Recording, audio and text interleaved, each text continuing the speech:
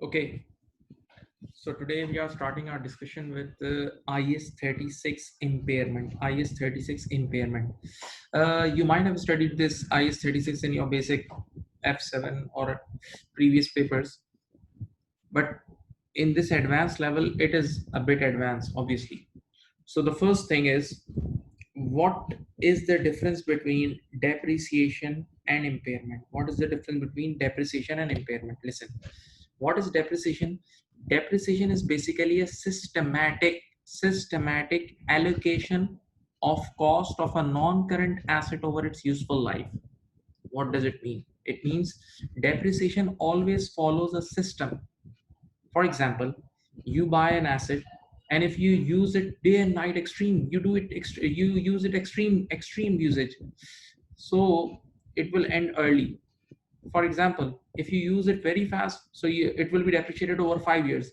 But if you use it slowly, you may use it for 10 years. So that means depreciation follows a usage pattern, right?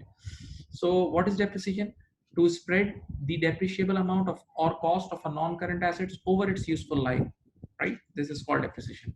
And what is impairment? Impairment is basically sudden fall in the value of a non-current asset is called impairment. Now wait, let me give you example. Let us say there is a car accident. You bought a car, and next day you had a big accident. So because of this accident, the value of the car will fall. So that's not depreciation. This is sudden fall. This is impairment.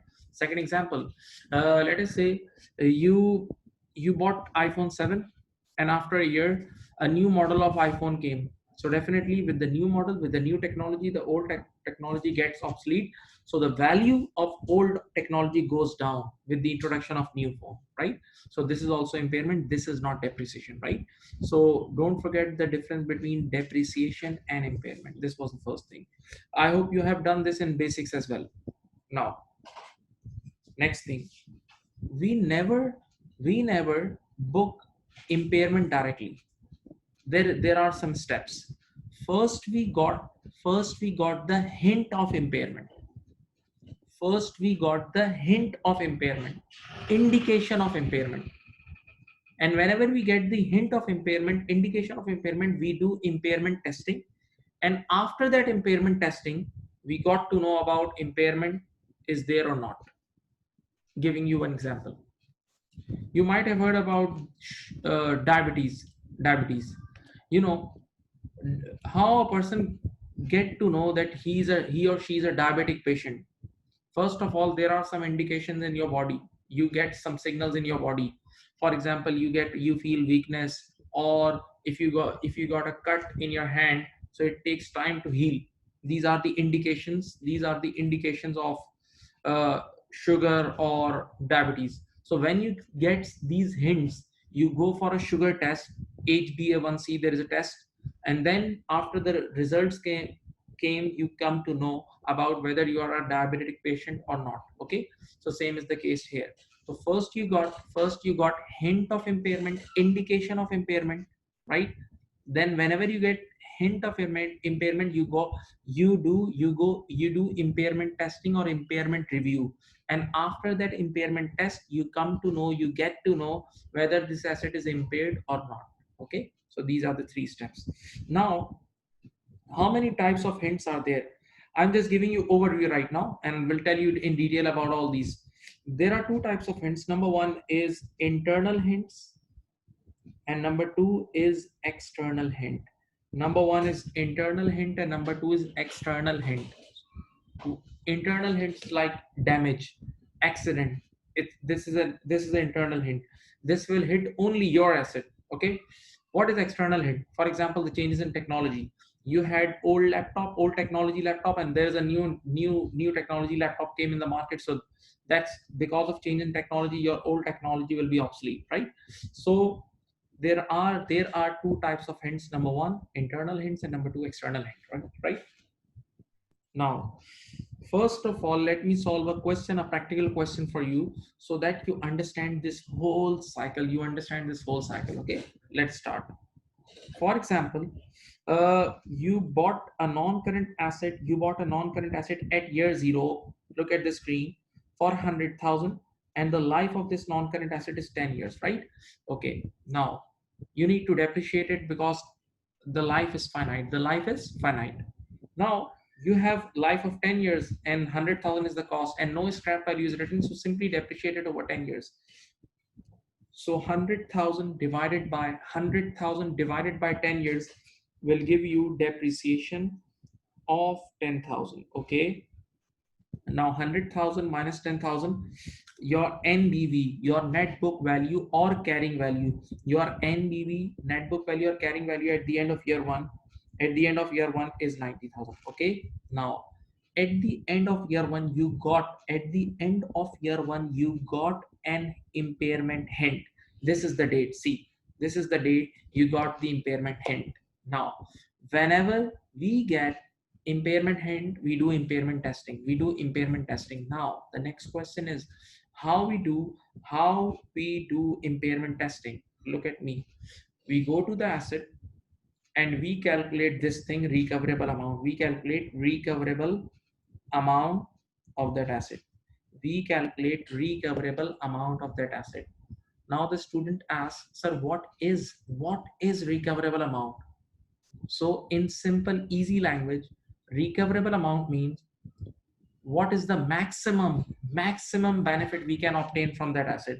The maximum benefit we can obtain from an asset is called recoverable amount. Now there are two types of benefit which we can obtain from that asset. The first of all, we can sell it immediately.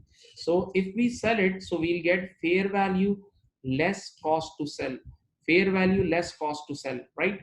For example, we can sell the asset for 62,000, but there is a cost to sell. There is a cost to sell of 2,000 that will be incurred. So the net benefit we'll be getting is 60,000, right? So the first benefit is fair value less cost to sell. The first benefit which we can obtain is by selling it immediately, we can get fair value less cost to sell. Okay. Now, what is the second benefit? The second benefit is no need to sell it. Don't sell it, keep using this asset. Don't sell that asset, keep using this asset till the end of its useful life. So you will earn something from this asset in future. Plus in the end, when after few years, when this asset will be old, you will scrap it and you will get some cash flows from the scrap value as well. So all the future cash flows, whatever the future cash flows you will be getting, you need to compute the present value of it. So value in use is present value of future cash flows. Okay, including disposal cash flows. Present value of future cash flows including disposal cash flows, right? So let us say the present value came out to be 70,000. The present value came out to be 70,000. Now how do we calculate? Look at the screen and think over it. How do we calculate recoverable amount? Recoverable amount is basically the biggest benefit, and even in our practical life we also go for, a human being also go for maximum benefit, right? So 60,000 is fair value less cost to sell, and value in use is 70,000. Which one is higher? The higher is 70,000. So your recoverable amount is 70,000, right? Now recoverable amount means the biggest benefit which we can get from that asset, right?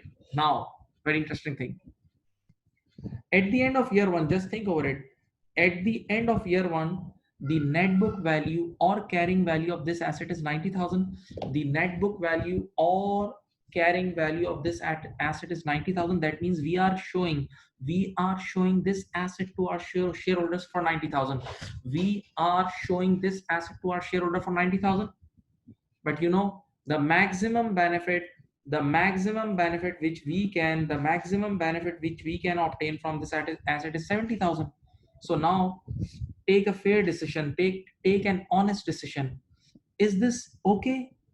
Is this good to report this asset for 90,000 when we have already seen the maximum benefit which we can obtain from this asset is only 70,000? We can only get 70,000 benefit. So now it's not legitimate to report this asset for 90,000. That means this asset is impaired. This asset has lost his value. So now it's mandatory to book 20,000 impairment. It's mandatory to book 20,000 impairment. So see here, I will write here recoverable amount is RA stands for recoverable amount. Recoverable amount is 70,000. So there will be an impairment of 20,000. And for shortcut entry, I can make this entry. Impairment is expense. Impairment is downfall. It's expense. So where you can write impairment expense, or you can write P&L, profit and loss account debit. Profit and P&L is profit and loss debit. Profit and loss is okay, or you can write impairment expense as well. It's your wish. And the asset credit, and name of this asset is PPE, property, plant and equipment credit 20,000. PPE credit 20,000. PPE credit 20,000, right? So this is one of the example of impairment. This is one of the example. This is one of the cycle of impairment I did for you, right? Giving you 30 seconds to just grasp it. And if you want to copy it, it's your wish. Otherwise, I'll share these slides with you.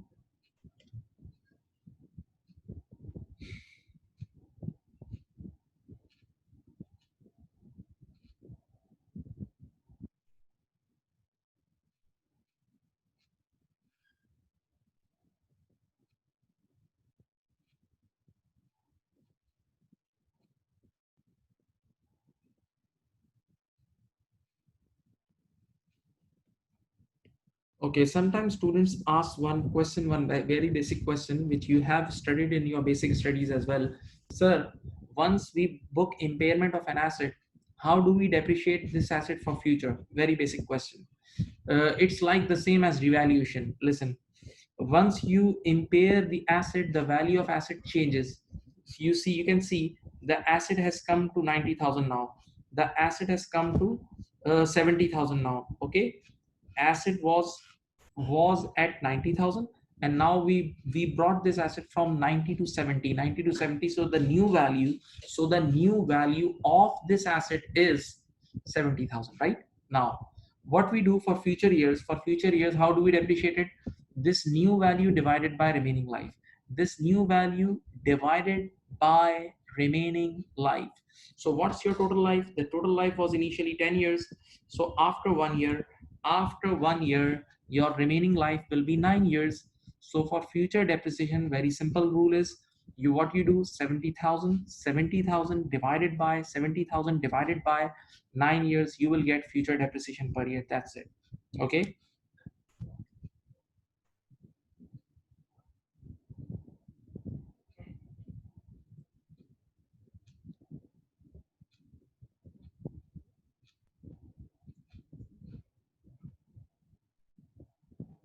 Now look at here.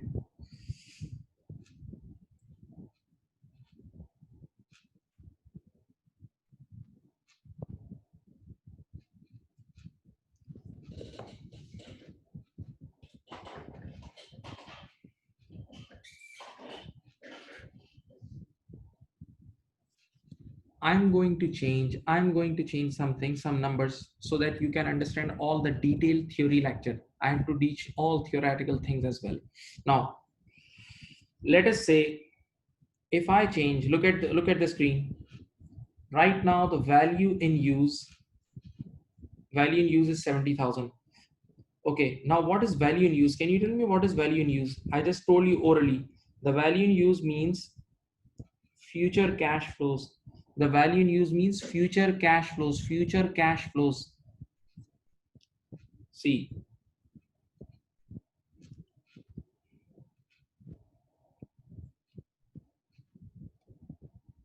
look at here. For example, we are expecting, on year one, we are expecting 30,000 from this asset. Year two, we are expecting 70,000. Year three, we are expecting 90,000. These are the future cash flows which we are expecting. Open your eyes. And let us say the interest rate is 10%. So the discount factor is, let us say, 0.909, 0.826, 0.751. You must know the meaning of discount factor. You have studied this in your basic studies, right? Okay.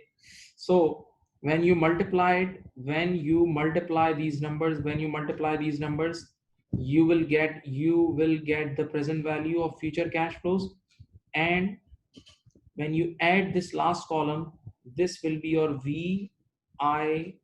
This is your VIU. Okay, so what is your VIU? VIU means present value of future cash flows. VIU means present value of future cash flows. VIU means present value of future cash flows. Okay, getting right? So in this way we compute VIU. Just for a sample, I've told you, even you know this, before. Now let me change few things in this question. For example, look at the screen, be careful. For example, that the value in use of this asset, instead of 70,000, the value of use of this asset became 65. See, originally I wrote 70,000 VIU. Originally I wrote 70,000 as value in use, but now I'm changing the number to 65,000. Now open your eyes. That means the VIU just decreased. So automatically your recoverable amount will be 65,000 now. Just look at here. I just changed the value in use from 70,000 to 65. I just changed the value in use from 70,000 to 65. So when the value in use goes down, your recoverable amount also goes down. And now look at here, when your recoverable amount goes down, so now your impairment will be 25,000. Now your impairment will be 25,000, not 20,000. So from these numbers, you can conclude, from this example, you can conclude, look at me, whenever your VIU goes down, your recoverable amount may also go down. When your VIU goes down, your recoverable amount may also goes down. And when your recoverable amount goes down, your impairment goes up. So in simple terms, decrease in value in use because of any reason, decrease in value in use because of any reason is an impairment hint. Decrease of value in use because of any reason is an impairment hint. You have just seen that by decreasing value in use, your recoverable amount will go down, and automatically your impairment will go up. And what is value in use? It's basically future cash flows present value. Okay, so don't forget, if your value in use goes down, your recoverable amount also goes down, and this is one of the impairment hints. And now what is value in use? Well, look at here again, the present value of future cash flows. So now I can say, if your future cash flows goes down, look at here, if your future cash flows goes down, automatically the present value will also go down. If your future cash flows goes down, automatically your present value also goes down. So your VIU will also go down. So future cash flows of the asset, if we get to know by any reason future cash flows of asset will go down, so that's also an impairment hint. Giving you 30 seconds to think over it.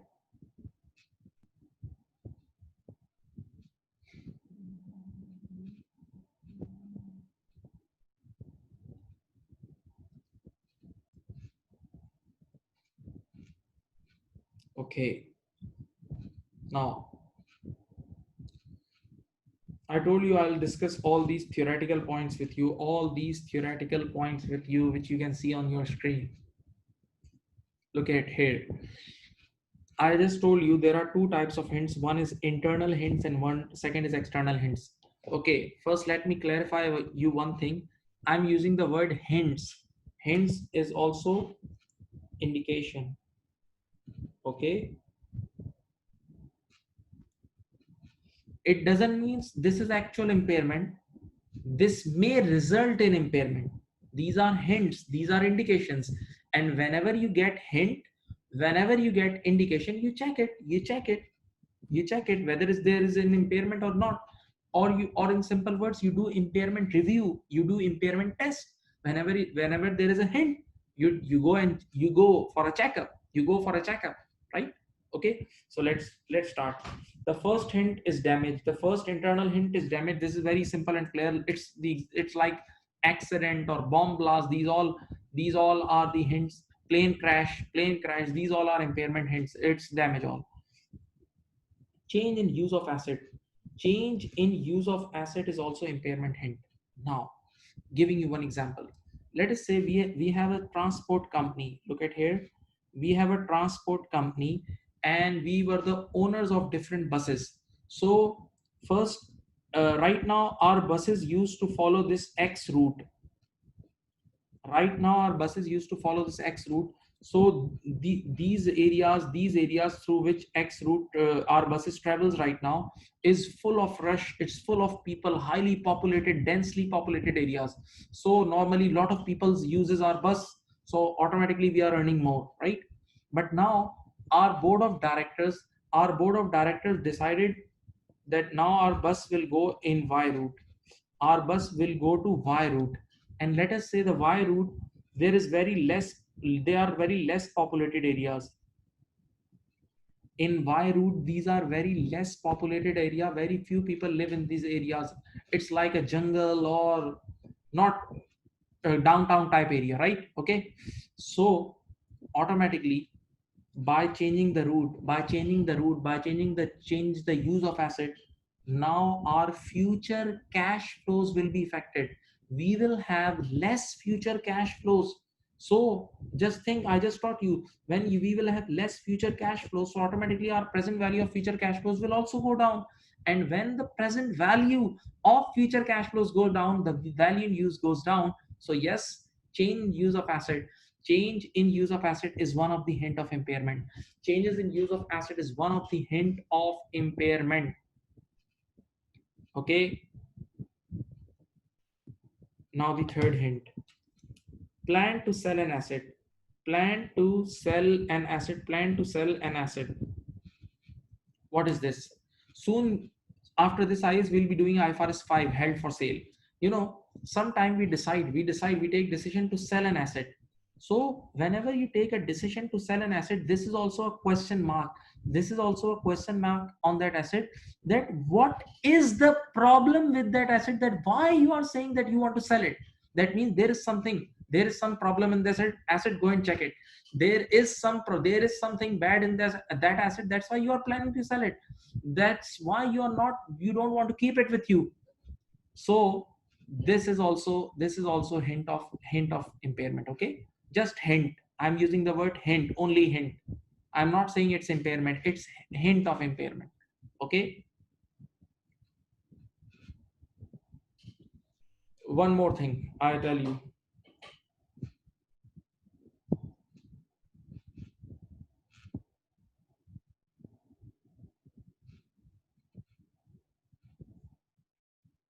Sometimes you stop using an asset. This is what we call it, abundant assets. It means you decided to not to use this asset for 2 years because there are no usage. So this is also impairment hint. Why? Because the remaining life of the asset was 10 years and you were expecting that you will earn overall over the period of 10 years. But now, as you have decided that for the next 2 years, you are going to stop the usage. So if you don't use it for next 2 years, you won't earn a single penny from that asset for next 2 years. So automatically your future cash flows will be disturbed. And when your future cash flows will be disturbed, this is the hint of impairment. Now, for external hints, number one, changes in technology. I already taught you, changes in technology, not an issue. Number two, changes in legal economic environment. Changes in legal economic environment. Yes, sometimes government passes a certain laws, government passes certain restrictions, government imposes import duties or something like that. So because of that, our business hits adversely. So this is also impairment hint. You might have heard that in 2020 or 2019, Donald Trump in United States, Donald Trump imposed, there was a trade war between China and US. So Donald Trump imposed some duties or some restrictions of trade with China. So automatically this is also an impairment hint for those people who are doing business with China, who are totally dependent on Chinese products, right? Okay. Now the next point, this is very interesting. Increase in interest rates. Okay, you know, this paper is connected with your basic papers as well. In the basic papers you have done the financial management area. Okay, so let me teach you a little rules of discounting. Why increase in interest rate? Why increase in interest rate is impairment hint? Why increase in interest rate is impairment hint? Look at here. Right now the interest, look at here, the sample, this is the sample which I have shared with you. This is the sample. I've used the interest rate as 10%.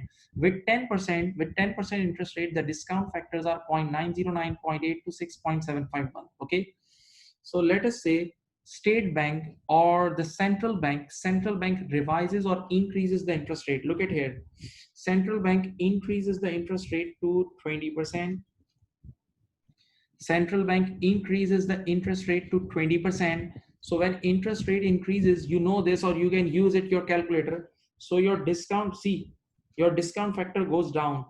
Let us say right now it's 0.909, this will become zero point 0.8, this will become zero point 0.7, this will become, let us say, zero point 0.6. So this is the basic thing, basic rule.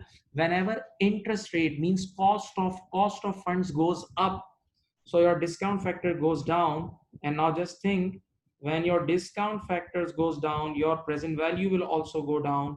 And when your present value goes down, your value in use will be affected. Your VIU will be affected. Your value in use will be affected. Your value in use will go down. And yes, this is the hint of impairment. Yes, this is the hint of impairment.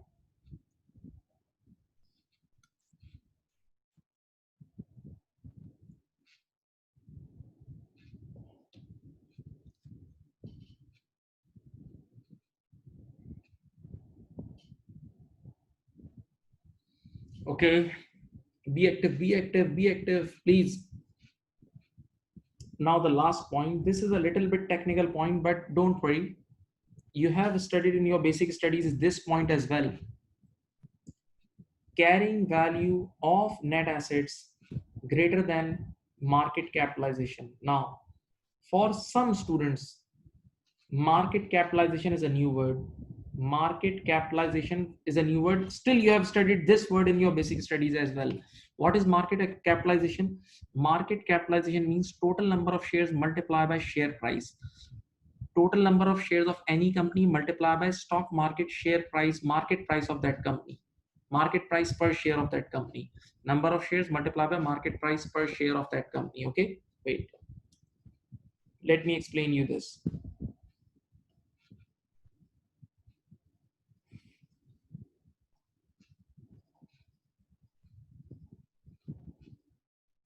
For example,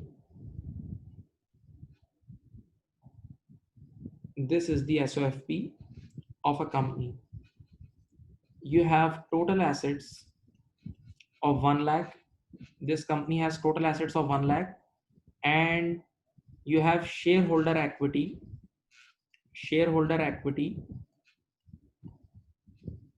of 70,000 plus liabilities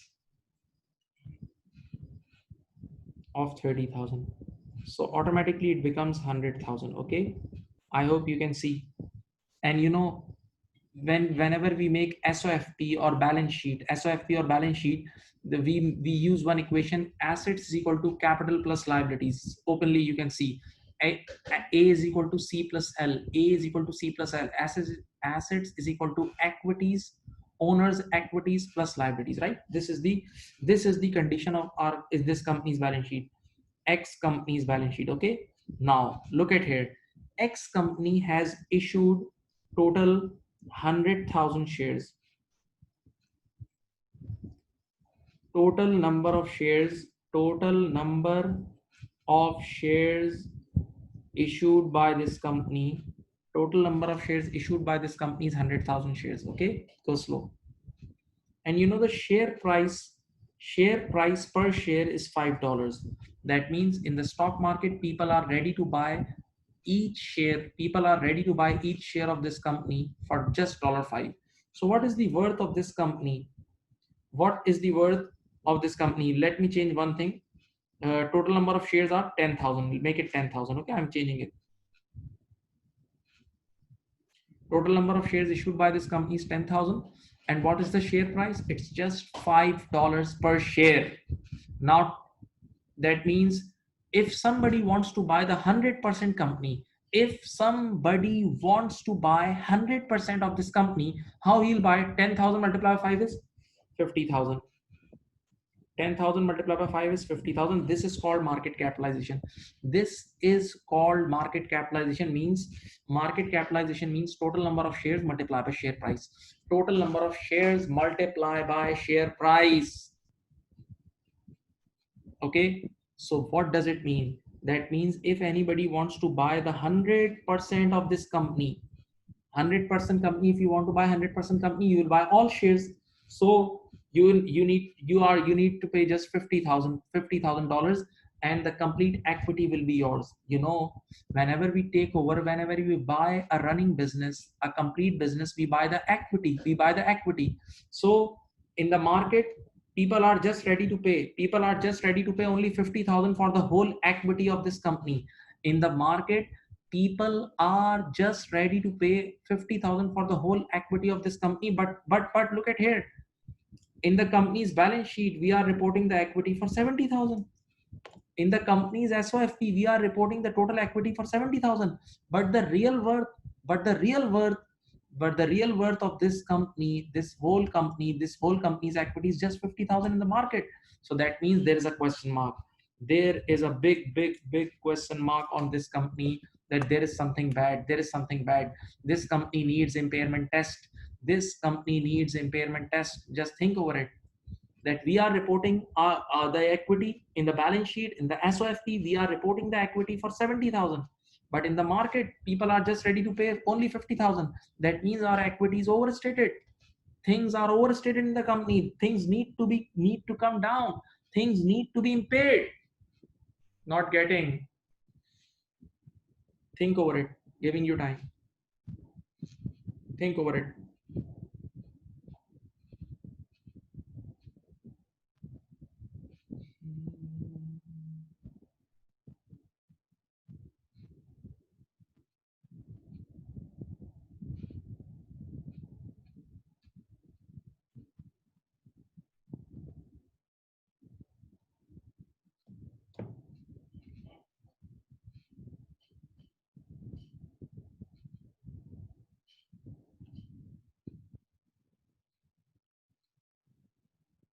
Okay, please have a look. So whatever till now we have just studied the basic. Till now we have just studied the basic. We discussed, audience students, please look at me. We discussed the difference between depreciation and impairment. Then I told you that we never book impairment directly. First we get the hint of impairment. First we get the hint or indication of impairment. Whenever we get hint or indication of impairment, we do impairment testing, we do impairment review. Okay, right? And how we do impairment review? We compute recoverable amount of that asset. We compute recoverable amount of that asset. Okay, right? Then and after computing recoverable amount, we compare it with NBV, we compare it with net book value or carrying value of that asset, and then we come to know whether there is impairment or not. Okay, one more thing, there are two types of hints. One is internal hints and one is external hints. Both hints are in front of you, you can see. Both of the hints are in front of you, you can see, you can have a look. And I've also explained you.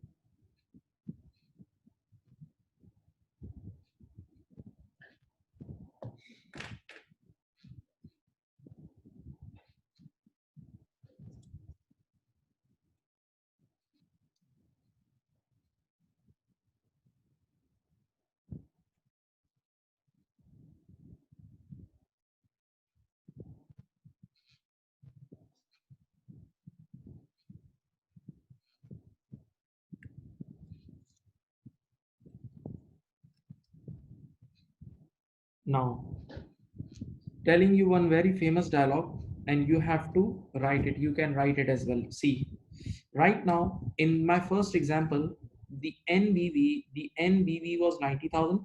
That means at the end of year one, when we got the hint of impairment, the carrying value was 90,000,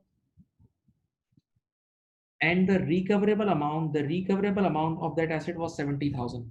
So don't forget this thing. Whenever you can write it as well, whenever your carrying value is greater than recoverable amount, whenever your carrying value is greater than recoverable amount, impairment is must.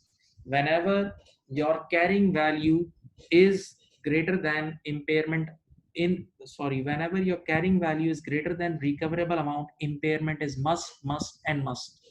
Write it down. Whenever the carrying value of your asset is greater than recoverable amount, impairment is must. Or I can also write it for you.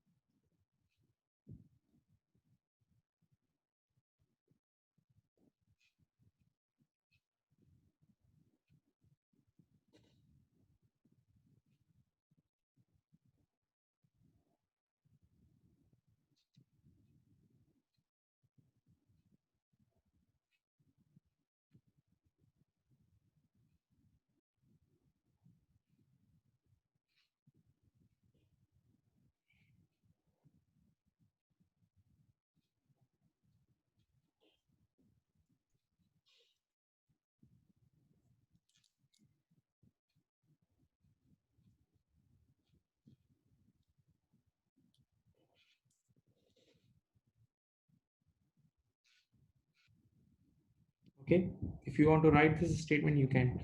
Whenever carrying value of asset is greater than recoverable amount, impairment is must.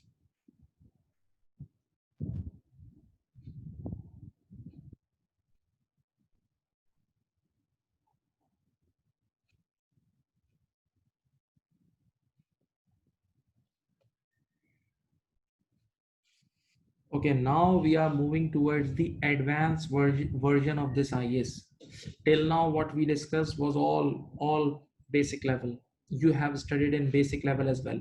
Now I will discuss some advanced points. Okay, first of all, you know this recoverable amount is higher of two things. Recoverable amount is higher of two things. One is fair value less cost to sell, the first benefit which we can obtain. The second benefit is value in use. Value in use means present value of future cash flows, because when we come to value in use, we think that we are not selling the asset right now. We are not selling this asset right now, but we'll keep using it. But we'll keep using it for future, and this asset will generate future cash flows to us. Okay, including the final disposal cash flow. Done. So few important points and the advanced points for you. First of all, look at the screen.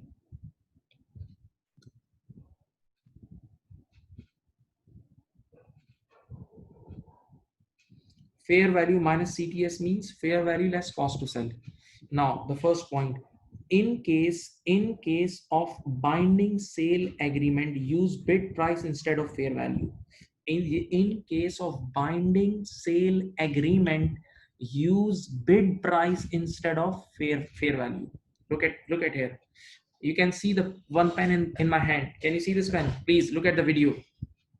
For example, I have made a binding contract with some party that I will sell this to you for $100. I have done a binding contract with a certain party that I'll sell this pen to you guys for $100. Okay, the agreement has been done. So that means now finally I will get £100, only £100 from this pen. Okay, the binding contract has been done. Now what if in these days the fair value of this pen becomes $120? The fair value rises and the fair value of this pen becomes $120. So no issue. Still, if the fair value is $120, I will still get $100 because I have done the binding sale agreement with the other party. So I'll be receiving $100 fixed. So now fair value is not relevant for me. Now bid price, the agreement price is relevant for me. Okay. So in this case, read it. In case of binding sale agreement, use bid price instead of use bid price instead of fair value, right? Okay, think over it.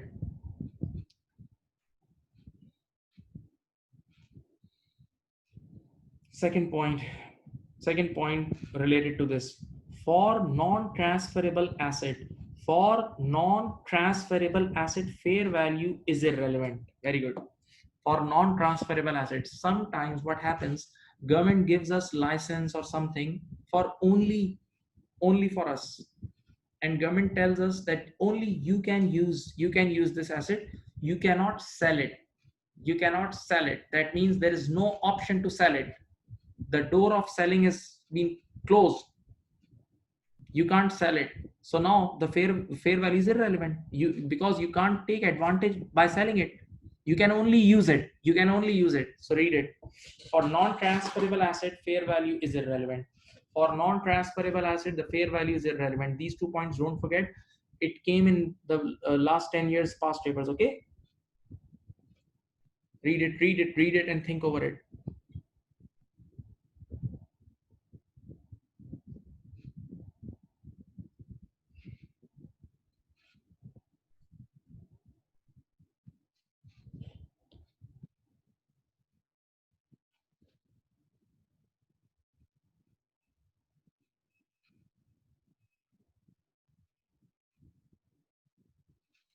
Now, value in use.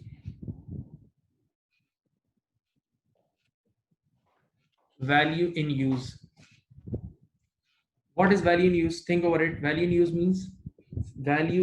means present value of future cash flows. Present value of future cash flows which we will obtain from that asset. Now, some instruction from IAS 36. Open your eyes.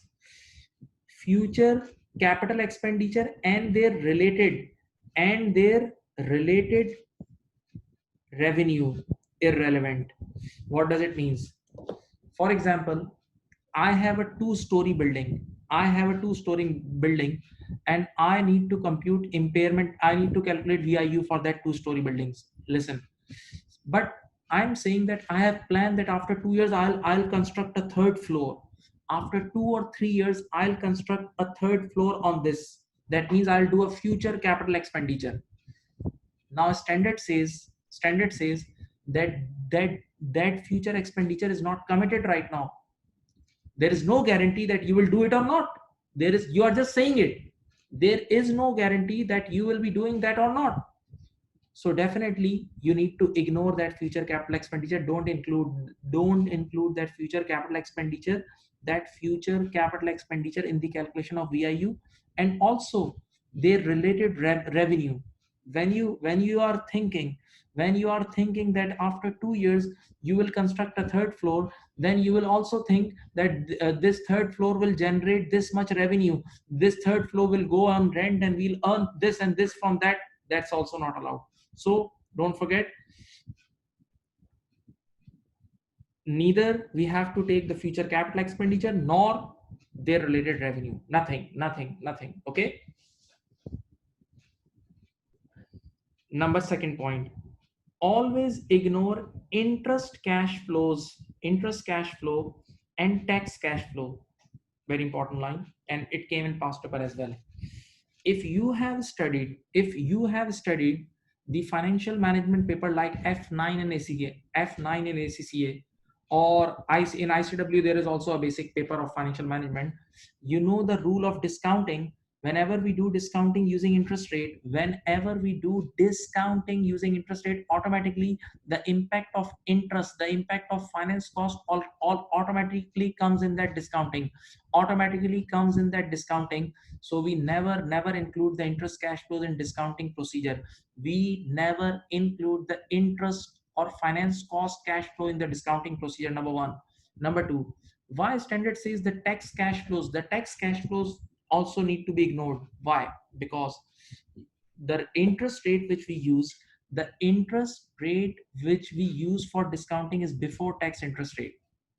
Is before tax interest rate. So when interest rate is before tax, so the cash flows are also before interest. No need before tax. Sorry, the interest rate which we are using is before tax, right? The discount rate is before tax. That's why the cash flows, in cash flows we also don't include, the tax cash flows to make comparison like with like. This is the logic. This is the logic. Next thing, the very important, for VIU, VIU, for VIU, take cash flows of next 5 years only. This is a very special instruction. Just think over it practically.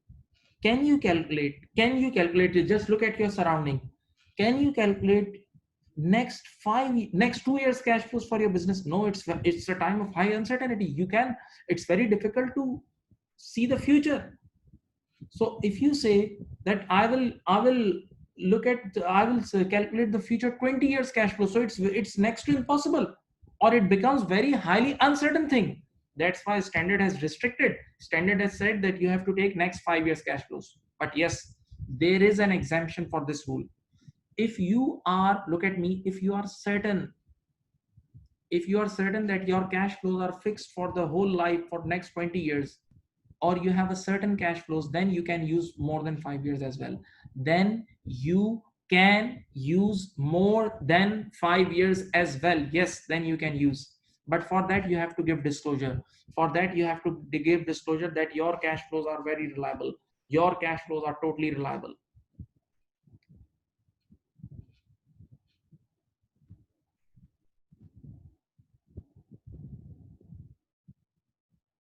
Now the next thing, use decreasing rate growth rate for future cash flows. Now hold.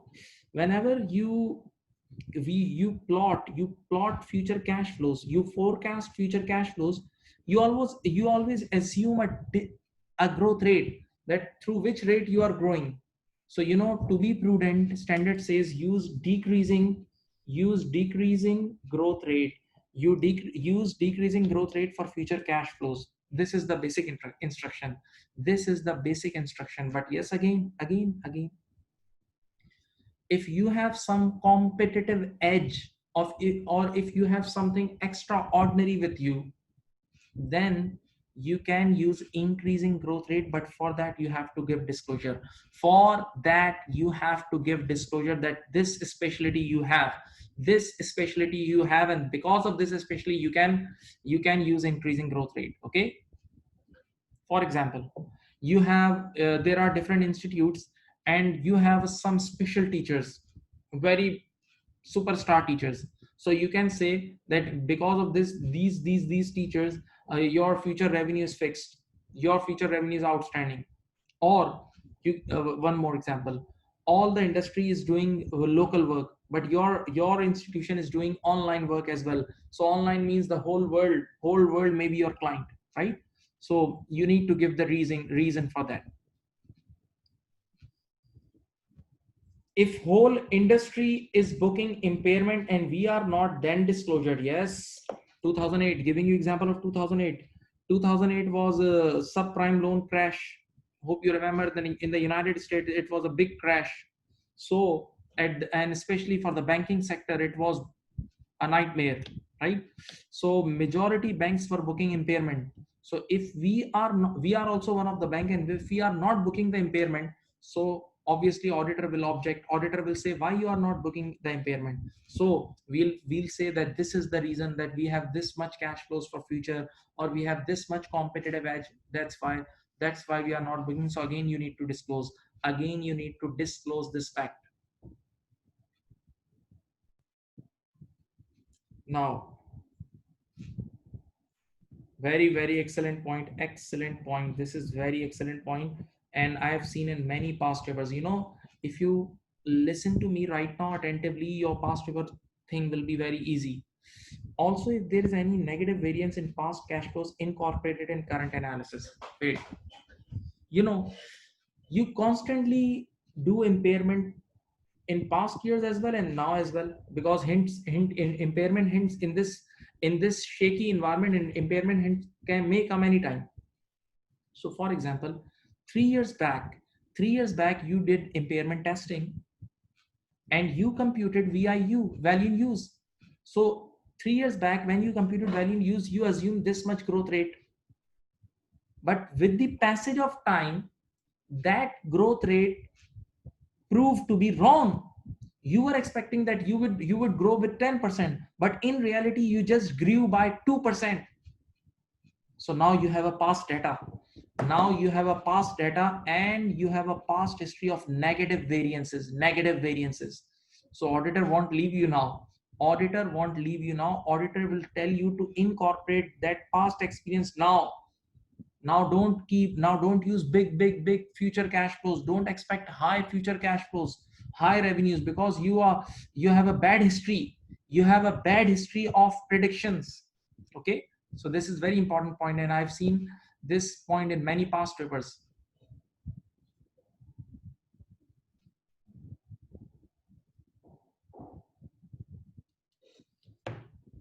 Also disclose the assumption used in making cash flows. Yes.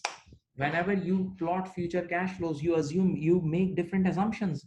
You make different assumptions that we are assuming this and this. So yes, you have to disclose those assumptions as well. You have to disclose those assumptions as well. Now, giving you few minutes, you can have a look.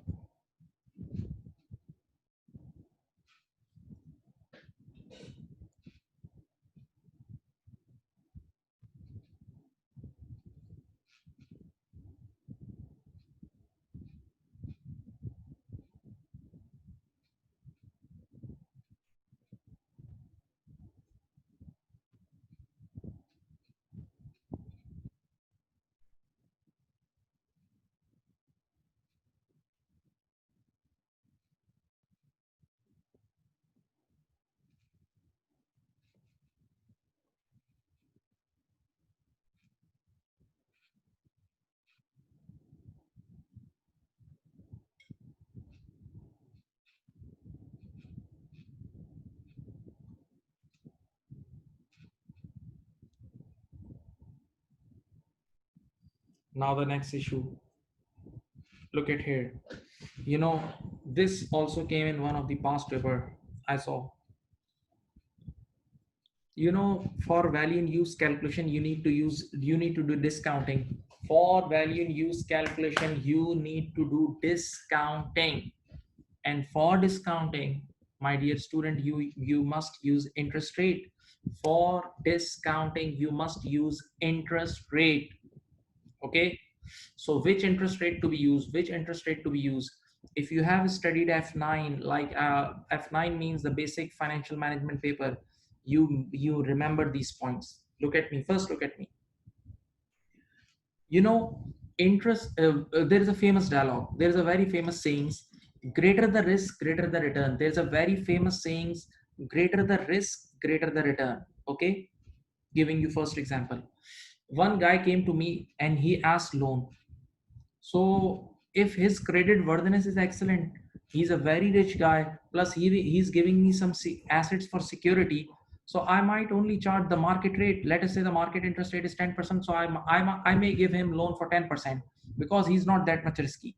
But on the same moment, the other guy, one more guy came to me and he also asked the loan. But look at here, he also asked the loan, but he is a very risky guy, no good history, not a rich man, not good business, very bad creditworthiness. So because of these risky things, I may charge 15% interest. 10 plus 5, 10 plus 5, 10 is the market interest rate, and 5% is the risk premium. So in simple terms, the greater the risk, greater the return. Okay, you getting the point? So now let us say I am a big conglomerate, or you can say I have many businesses. I'm a big giant multinational, a big company with many subsidiaries, with many businesses. I have, for example, if I give you example in Pakistan, In Pakistan, there is a group, Lucky Group. You might have heard about Lucky Group. So Lucky Group is in cement as well. Lucky Group is in textile as well. Lucky Group is in mall. They have mall as well. Lucky One Mall. Lucky Group has the food business as well. Lucky Food, right? Similarly, if we talk about the US, there are many conglomerates in US as well. But Berkshire Hathaway, like there is one very famous, and Virgin Company, Virgin Atlantic, and this is also a big conglomerate. So now you think, just think, are the risk of textile sector and cement sector is same?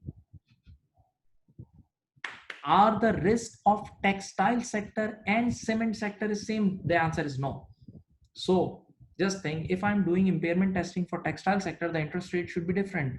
If I'm doing impairment testing for cement sector, the impairment testing should be different, definitely. So what is the first point? The first point is always, the first point is, look at here, always use project specific discount rate. The very excellent point. Always use project specific discount rate according to the project, right? If the project is high risky, use higher rate.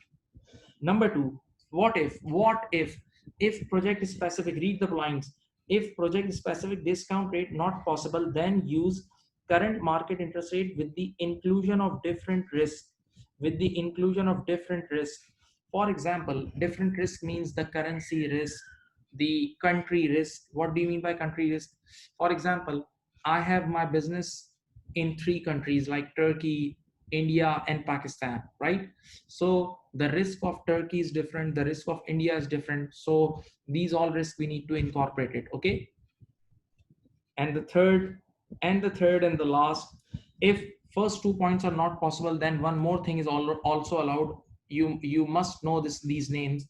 You can use your own WAC, weighted average cost of capital, WACC. You can also use your own WAC, weighted average cost of capital.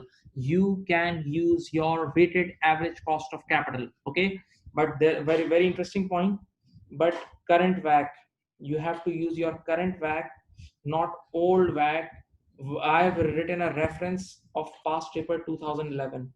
This came in 2011 past paper in SBR, in ACCA P2 paper, which is now SBR. Okay, this came. I think the name of that past paper was Scramble. Now they have changed the name as well. Okay, let me just give one insight of that past paper. In that question, what they were saying, that there was a scenario relating to impairment testing, and there was no project specific discount rate was available. So what he said in the question, the accountant, that as a project specific discount rate is not available, we are using our own WAC, but we are using the 2 years old WAC. We are using our 2 years old WAC, and you know what reason he gave? He said, as in last 2 years we didn't need, we didn't need to generate any new loans. We didn't need any new funds, so we didn't issue any new loan notes or like this. So that's why we are using 2 years old discount rate. So this was their mistake. That's not allowed. You have to use the current WAC. You have to use the current WAC, not 2 years old WAC, because 2 years back your credit worthiness may be different, and now your credit worthiness is different. Okay, so never use the past WAC. You have to use the current WAC. Okay, because you are doing impairment testing today. Please have a look, have a look, have a look, have a look, think over it. These all are technical issues.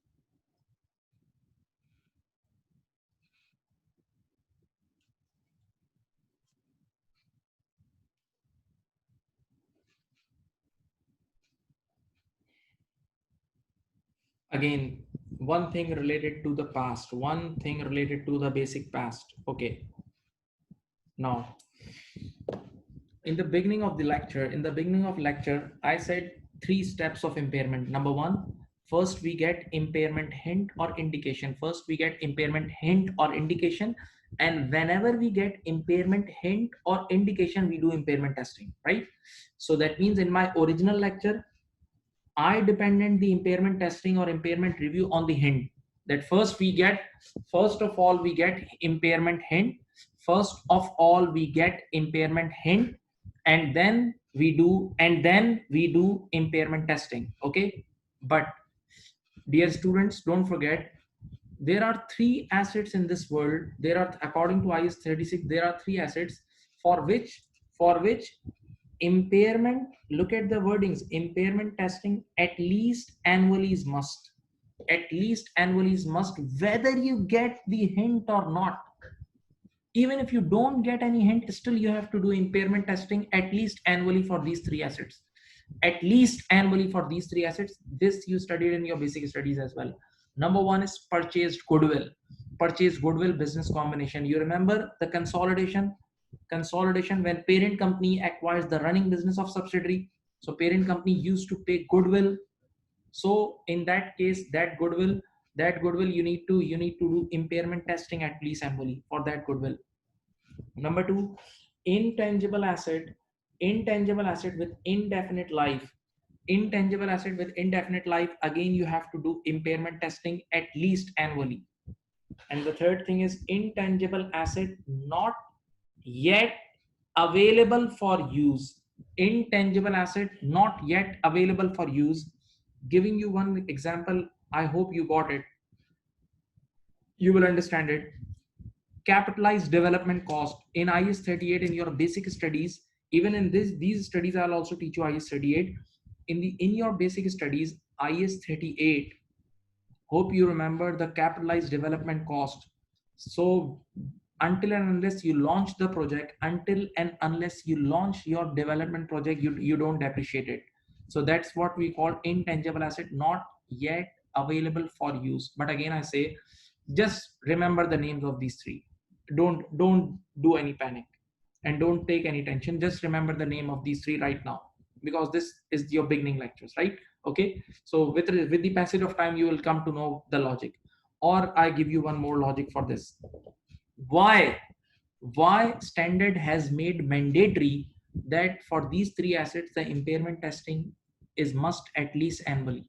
Because these are the three assets which we don't depreciate. See, goodwill we don't depreciate. Intangible asset with indefinite life we don't depreciate till the life is indefinite. And intangible asset not yet available for use we don't depreciate because it's not yet available for use. So standard has made standard has made compulsory at least annually impairment testing. Okay, one more thing, I'm using the word impairment testing, not impairment.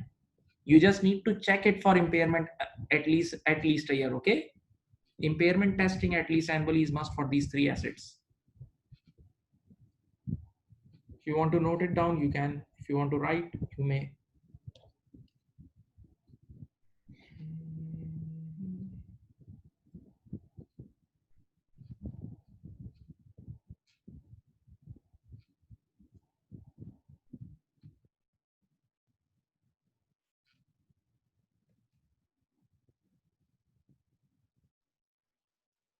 Okay.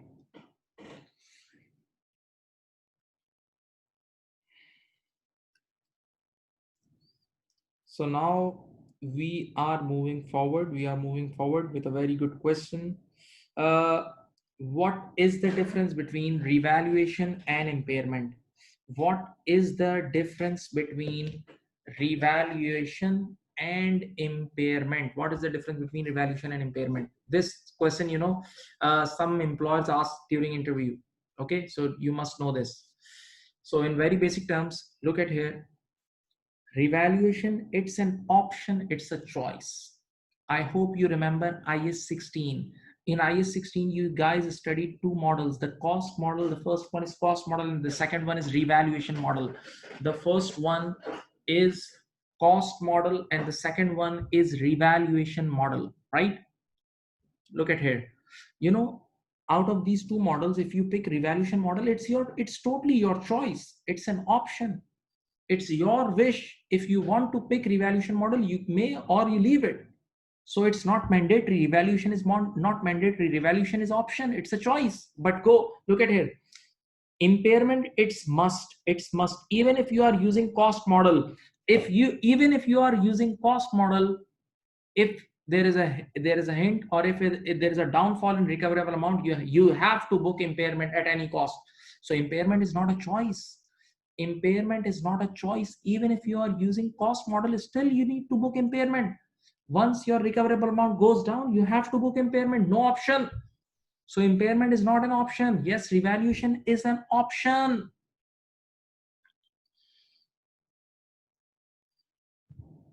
Number two. Second, for second line, I'll use some practical wordings, practical example as well. Okay. Revaluation loss is assumed loss. Revaluation loss is assumed loss. Impairment loss is real or genuine loss. Revaluation loss is assumed loss. Impairment loss is real, genuine loss. Now student asks, sir, what is the logic?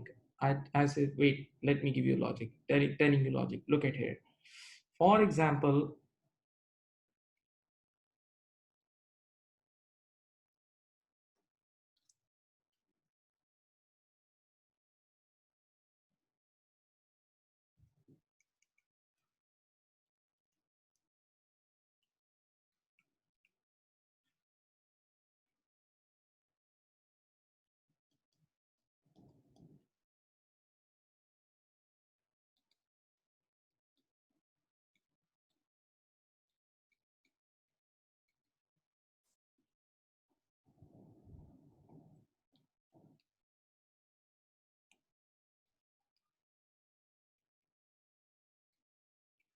okay, guys, please.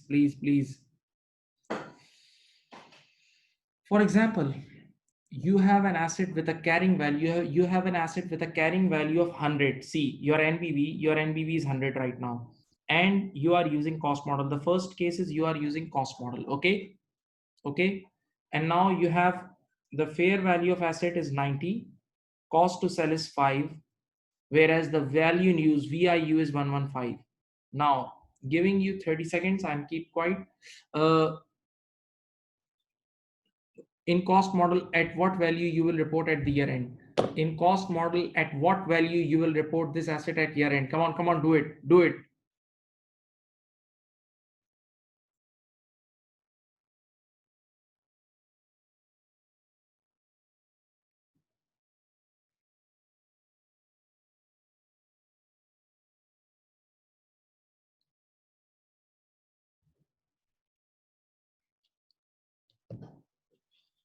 Okay, so first of all, in cost model, you don't need any requirement of revaluation. So forget about the revaluation. Okay, the fair value thing, leave it. But yes, in cost model, we do impairment testing. Let's do it. Let's do it. So for impairment testing, we compute recoverable amount. We compute recoverable amount RA, and RA is higher of these two. See, your value in use is 115, and your fair value less cost to sell is 85. Okay, 90 minus 5 is 85. Now open your eyes and think, 115 and 85, which one is higher? 115 and 85, which one is higher? Obviously 115 is higher, right? So the recoverable amount is 115. Okay, open your eyes.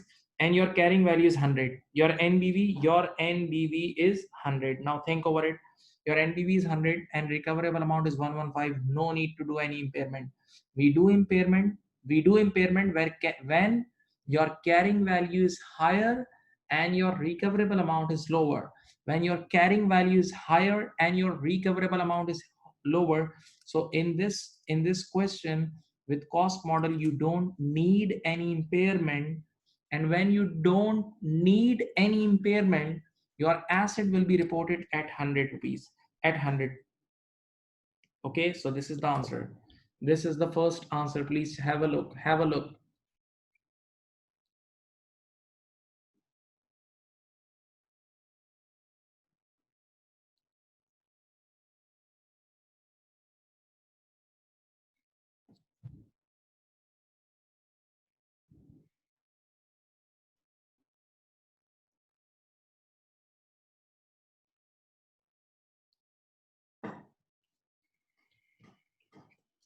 Now, revaluation model. Look at here. With revaluation model, again, you do impairment testing. If you do impairment testing, look at here. So 100 is the NBV, and recoverable amount is 115. Recoverable amount is 115. So no need to do any impairment. No need to do any impairment. Open your eyes. Now the things are a little bit technical.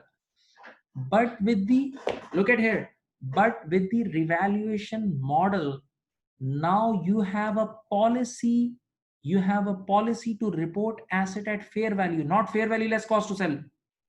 Improve your concept.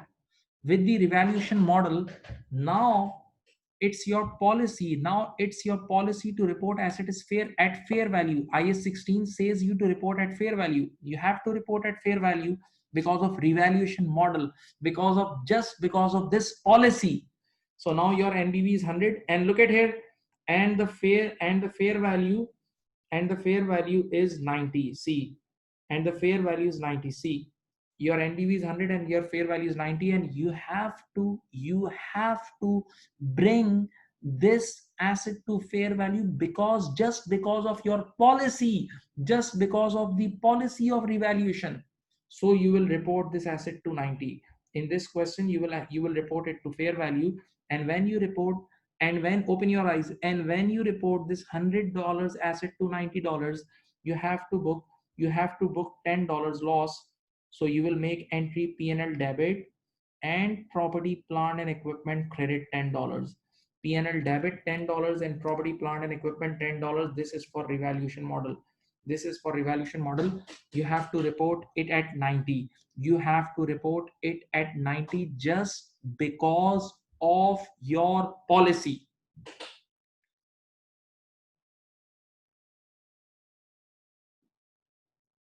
Now, get ready for a big understanding. Listen. This time you book $10 loss. This time in the revaluation model, you book $10 loss just because of your policy. So this is not a real loss. This is not a genuine loss. If you see the big picture of the question, still one thing is very good. VIU is excellent. Asset has not gone down from every side. One side of the asset is still active. VIU is good. This is just because of fair value downfall. Just because of the current fair value downfall, you book this loss. So this is assumed loss. Whereas impairment is a real loss. Why? Because when we do impairment, we check the recoverable amount, and recoverable amount we look at both sides. In recoverable amount, we look at the value in use as well as the fair value. That means that's the real downfall. And in the revaluation model, we look at only one side. See, in this case, only the fair value is down, the other side is up, the other side is good, but still we have to book the fair value loss. Still we have to book this $10 loss because of our policy.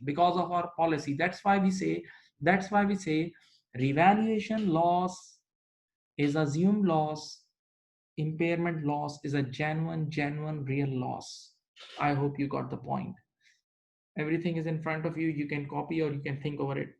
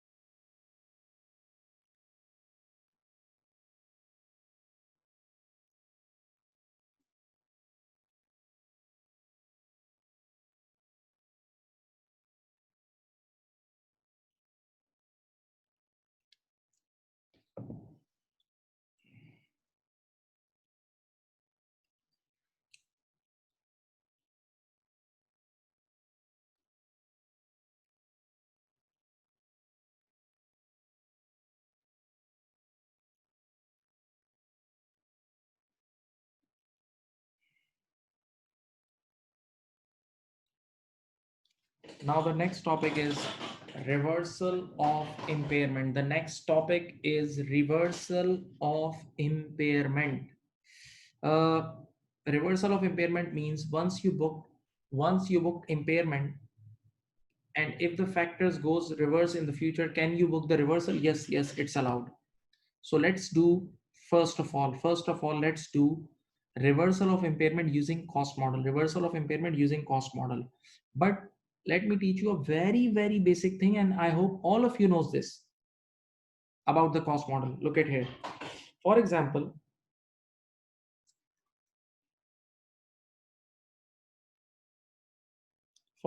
you bought an asset for 1000 and the life of that asset is 10 years. Okay. So in the first year, you will do depreciation of 100. In the year 2, you will do depreciation. You'll book depreciation of another 100. So at the end of year 2, the NBV will be 800. Okay. Look at here. 1000 less 100 less 100. NBV is at 800. Now open your eyes. In cost model, at any cost, you can never cross this 800. You can never take this asset above the NBV, because if you take it above the NBV, then this will you will get into the borders of revaluation model. You will get into the revaluation model. Not getting. In the cost model, we record asset as at cost less accumulated depreciation. So original cost is 1000 and the 2 years accumulated depreciation is 100 plus 100 is 200. So obviously at the end of year 2, the NBV is 800. Now you cannot record this asset above 800 at the end of year 2 if you are using cost model, because if you take this asset above 800, so that means you are going in the boundaries of revaluation model. That's only allowed in revaluation model. And this is also called historical NBV. This is also called original NBV or historical NBV. This is the name. Original cost less accumulated depreciation is also called historical NBV or original NBV.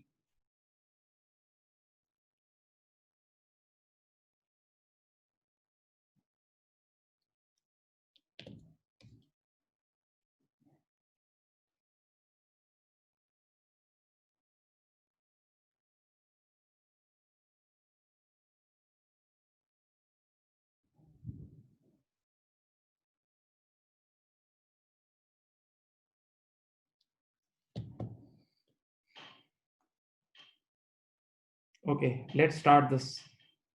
It's not that much difficult. Be confident. Now, for example, at year 0, you bought an asset for 1000. At year 0, you bought an asset for 1000, right? And the life of this asset is 10 years. Done. So 1000 divided by 10, depreciation is 100. At the end of year 1, the NBV is 900. Okay. Now, let us say, go very simple. And now I'm not going to teach you the basic impairment. You have done the basic lecture. Let us say at the end of year 1, you got an impairment hint. And whenever we get impairment hint, we compute the recoverable amount. So we compute the recoverable amount to be 630. Look at here, direct recoverable amount is given. Now I'm not going to teach you how to calculate recoverable amount. I already taught you. So the NBV is 900 and the recoverable amount is 630. And the recoverable amount is 630. So there is an impairment. There is an impairment of 270 immediate. Okay. There is an impairment of 270 and this impairment is for sure is an expense.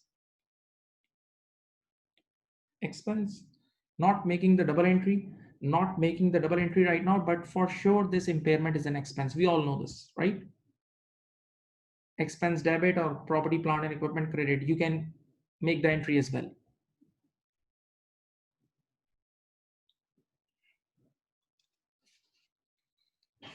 Now, look at here, whenever you revalue or impair an asset, whenever you revalue or impair an asset, you do depreciation using the updated value. Now, what is the updated value? From 900, we brought this asset to 630. From 900, we brought this asset to 630. Okay. So now the new value is 630. And how to calculate the future depreciation? Look at here, by using this new value divided by remaining life. So new depreciation will be 630 divided by, you can see the original life of the asset was 10 years. Original life of the asset was 10 years and 1 year has been passed. So the remaining life is 9 years. 630 divided by 9. 630 divided by 9 is 70. 670 divided by 9 is 70. So your depreciation here is 70, and also at year 3 it's also 70. Okay, so very simple. Now at the end of year 3, can you guys calculate NBV for me? Can you guys calculate NBV at the end of year 3? What will be the NBV? 630 minus 70 minus 70. 630 minus 70 minus 70. I think it's 490. Yes. Now open your eyes. Let us say we are using cost model. Don't forget cost model. Let us say at the end of year 3, conditions changed. The factors because of which we book impairment has got reversed. So now there is a hint, there is a hint of reversal of impairment. So what is the procedure? Open your eye, easy things. Whenever we get impairment hint, we compute recoverable amount. Yes. And whenever we get the hint of reversal, we also compute recoverable amount. Whenever we get the reversal hint of reversal, we also compute recoverable amount. So now when I computed recoverable amount, it came to be 580. 580. It came to be 580. Okay. So at the end of year 3, I repeat my words. At the end of year 3, we got the hint of reversal of impairment. And what we do, whenever we get the reversal hint, we also compute the recoverable amount. So I did. Now the question of a student is, sir, how will we book reversal of impairment? How will we book reversal of impairment? Are there any rules for cost model? Yes. Look at here. Reversal of impairment is totally allowed. Reversal of impairment is full-time allowed. See, right now we are at 490. Right now we are at 490 and we need to reverse, means we need to go up. Reversal of impairment is full-time allowed, but always mind there is a border. There is a border which you cannot cross at any cost. I repeat my words. Sir, is reversal of impairment allowed in cost model? Yes. Reversal of impairment is allowed. You can take asset upward, but there is a border which you are not allowed to cross. There is a border which you are not allowed to cross, and the name of that border is historical NBV. And the name of that border is historical NBV or original NBV. Historical carrying value or original carrying value. And what is the definition? The definition is carrying value had there been no impairment in past.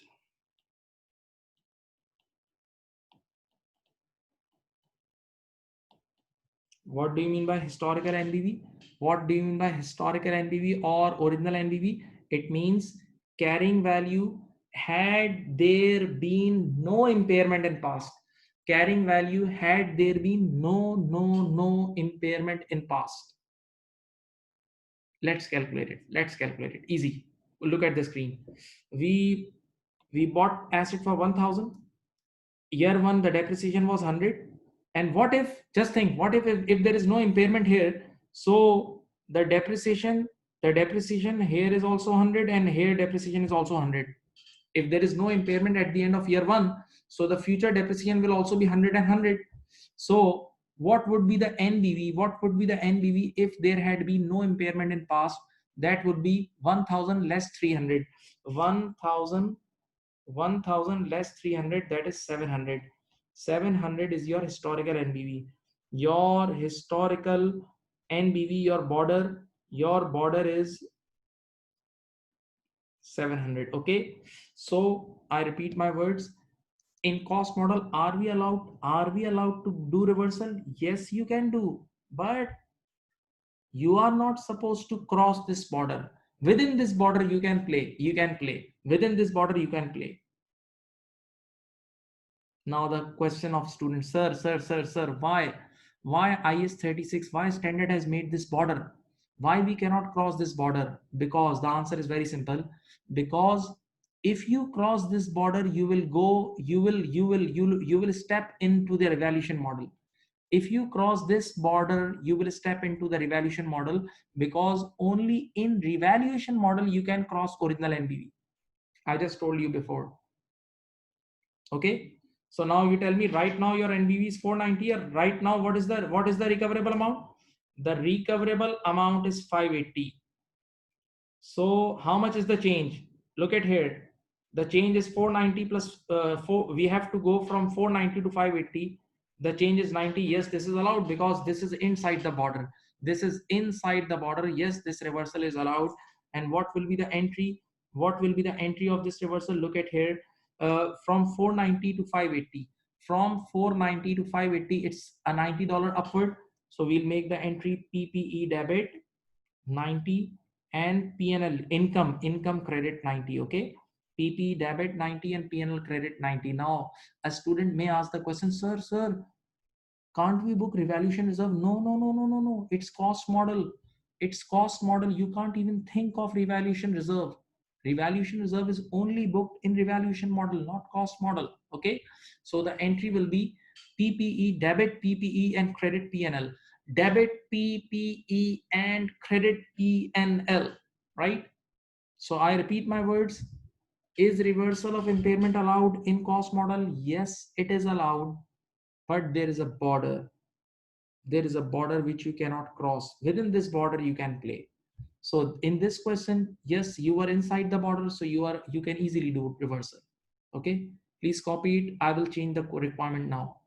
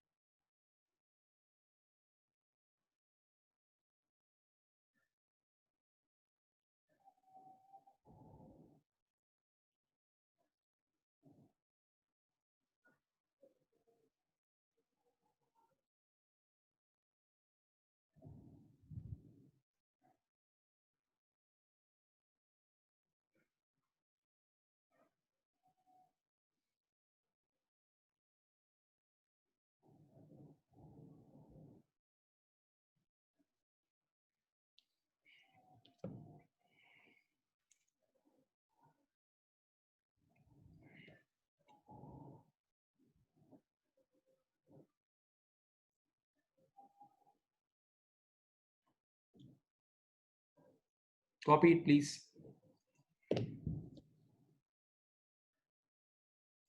Or one more thing, you can copy it by clicking pause on this lecture and then you can copy it. Okay, so whenever you see the recording, you can use the pause button, and yet then you can copy, so you can maintain your own register. Still we'll provide you the slides, all these PDF slides, no issue.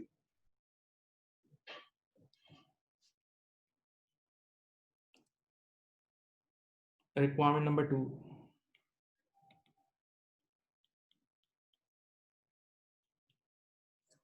Reversal of impairment if recoverable amount at the end of year 3 would be 760. Now see, I've changed the requirement. Now again you need to compute reversal of impairment. Again you need to compute reversal of impairment if the recoverable amount, if the same, all the data is same. If the recoverable amount, if the recoverable amount is 760, look at here. That means now open your eyes. Your current NBV is 490 and your border is 760, 700. You know, your historical NBV is 700. And now your recoverable amount is 760. That means your recoverable amount is outside your border. Your recoverable amount has just crossed your border. So what you do, look at here. You go up, look at here. You go up, and here the guards will stop you. Here the guards will say, no, you can't go further. You can't go further. So this time, maximum you can do 210. This is the max. This is the max you can do. This time, your reversal of impairment will be only 210. This time, your reversal of impairment will be only 210. And so you will make the entry. See, for this time, you'll make the entry.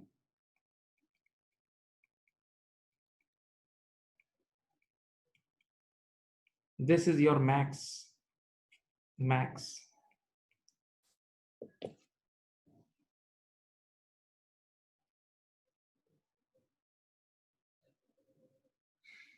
Okay, so this is the requirement of second, and I will ask one last question and then we'll end the class. I have one last very interesting question.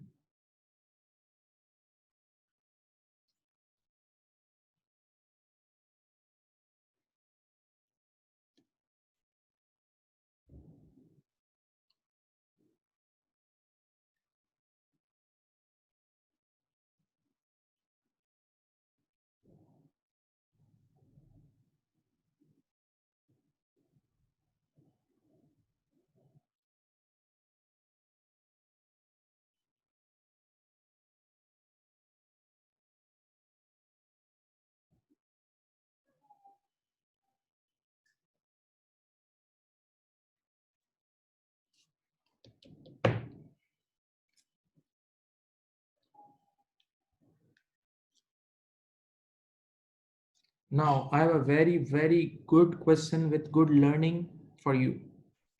See, in our basic studies, you guys have done basic accounting as well. In the basic accounting, teachers always teaches you one thing, that for reversal in the basic accounting, whatever expense you booked in the past, you can book that amount of income. Whatever expense you have booked in the past, now you can book that same amount of income now. So student asks one thing, look at here, that in the past, sir, we booked 270 impairment. In the past, open your eyes, we booked the expense of 270. And now after two years, when we are going to book the reversal, maximum reversal, this is only 210. Open your eyes. Sir, in the past, we booked impairment of 270 expense. And now, if we go for maximum reversal, the reversal is only 210.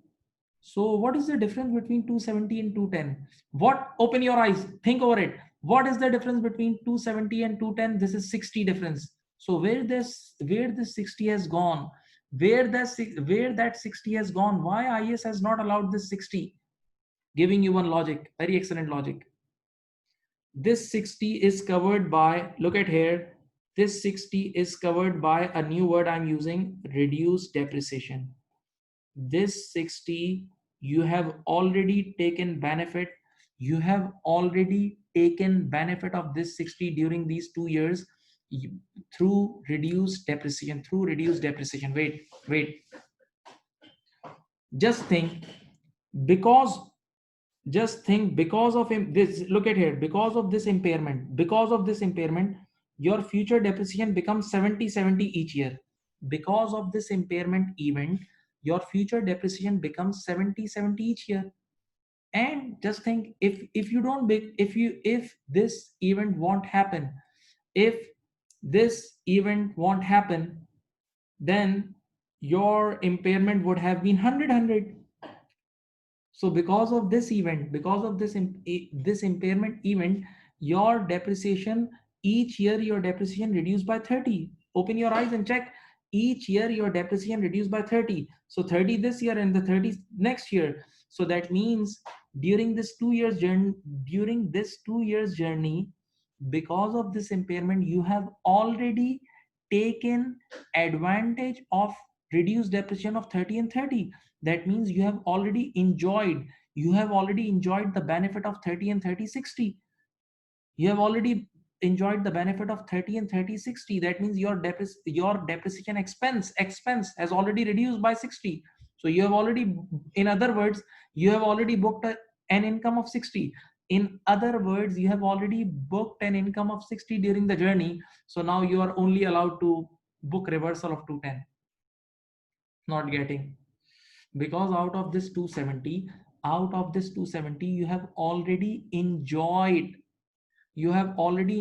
30 and 30 reduced depreciation 2 years, 30 and 30 60.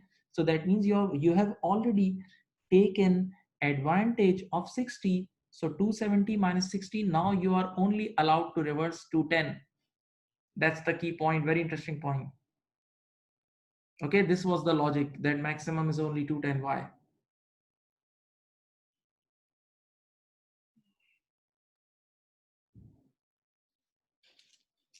Hmm.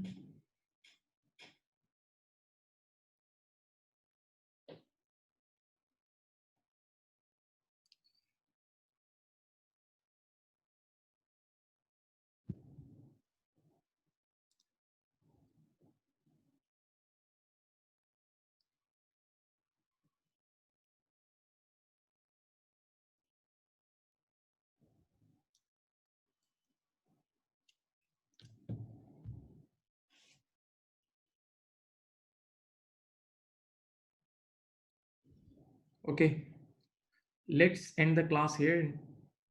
We'll do the remaining IS 36 in the next meeting. Okay, thank you. Bye bye.